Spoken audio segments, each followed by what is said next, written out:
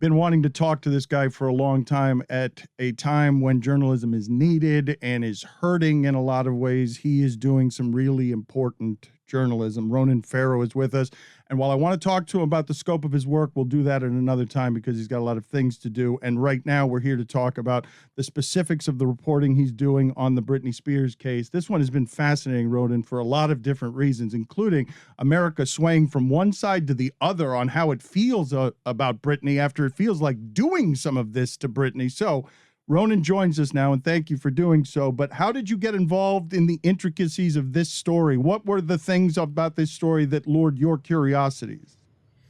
Well, Dan, I'm an attorney as well as a reporter. And for me, this institution of conservatorships and guardianships was fascinating. I grew up in a family with significantly disabled people. I have dear friends who are significantly disabled. Probably a lot of people in this group on this call listening out there, either know someone who has been in a guardianship of one type or another, or has had a loved one that they've had to place in a guardianship. And, it's an interesting legal system to explore, right? Because in many cases, it's important and welcome. If you have someone who is in a genuine state of incapacity, it's important to have a system in which we can allow loved ones to help them either through a hard time temporarily or long term. But then you have a population of people who test the outer limits of this question of to whom that restrictive structure should be applied. And Britney Spears is, in addition to being a subject of fascination on a personal level, which we can get into, for the American public for years and years, also a test case for conservatorships and guardianships and the ways in which they can be abused. So for me, this was never, just a sizzling entertainment story about a pop star, or even something I also think is true of the story, namely, it's a heartbreaking chronicle of a human being in a state of struggle.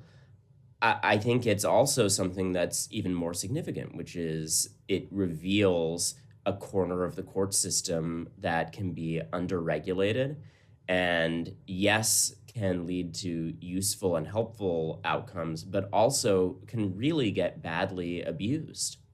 The limits on her freedom. Can you go through some of the details? Because when I'm hearing things like she can't have an IUD removed, I can't even begin to understand what world we're living in here. Yeah, she is a nearly 40-year-old woman. She has, over the course of this 13-year conservatorship, for at least the early years of it, performed and made tens of millions of dollars. The administrators of this conservatorship have, in many cases, profited richly off of this arrangement. We talk about how her court-appointed lawyer was making, in the neighborhood of $500,000 a year off of this situation. Her father and other members of her family who were involved either in maintaining or creating this conservatorship have also at various points been financially dependent on her. And then you have Britney Spears at the heart of all of this. And despite all of that, on a very, very limited weekly allowance that at times has been just, a couple of $1,000s when she was making tens of millions of dollars. She has, as you pointed out, alleged sort of Handmaid's Tale style limitations on her basic bodily autonomy and reproductive rights. She has said that her lawyer, her court-appointed lawyer, Sang Ingham, did not inform her of her ability to file to get out of this situation. And through all of this, there's a through line that emerges of her wanting to be a mom and see her kids. And even a lot of the early cases of evident public distress that led to her being placed in this situation were directly after she tried to see her kids in the midst of a custody dispute and was denied access to them. So, far from the picture that emerged in the tabloids of, a wacky pop star spinning out, whether you could say that's also true or not, I think there is another dimension to this, which is this was a mother, possibly by the accounts of many people near her, in retrospect, seemed to be struggling with postpartum depression, was struggling with a difficult custody fight, may have been depressed. There may have been many other mental health diagnoses at play here, but not someone who was just overindulging in the way the tabloids made out, and who, as a result, has paid a really dear price in terms of her basic freedoms. You do such a great job, a deft job of slaloming through reported facts and also offering the nuance and perspective that's needed around these things that has some opinion in it as well. Reported opinion, exhaustively backed opinion. But in your view, what are the worst ways she has been wronged? Well, I think it's telling that her own testimony has centered a lot on her father. From the get-go, it's clearer now in the wake of the investigation my colleague Gia and I did than I think ever before, that yes, this is a complicated family and there were elements of sincere concern about Britney Spears' safety, but also there was a power grab here and a group of people who were financially dependent on her and were fearful of losing control.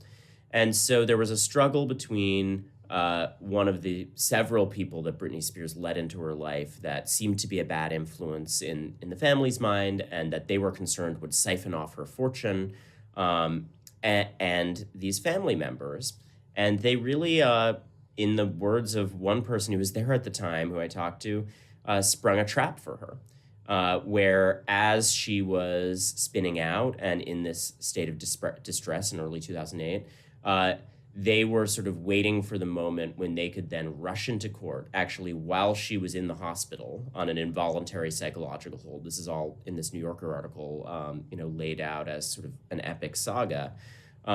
They immediately, in a 10-minute hearing that didn't involve the asking of any questions or any fact-finding testimony, basically locked her up in a situation where her finances and her basic legal rights were ceded to her father. And I mentioned that in reply to this specific question, Dan, because, we document instances where people recall her father screaming, I am Britney Spears, where people recall him screaming in her face with kind of spittle flying, you're a whore, you're a terrible mom.